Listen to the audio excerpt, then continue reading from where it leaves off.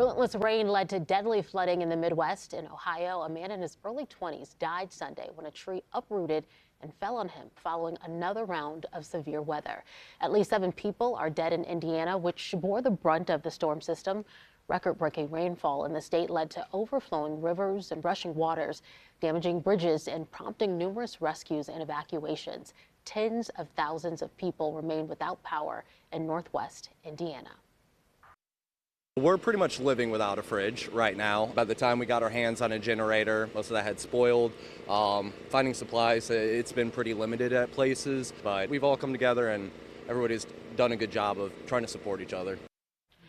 Over the weekend, President Trump approved Indiana governor's emergency declaration, all owing $5 million in initial federal assistance to reach 53 affected counties.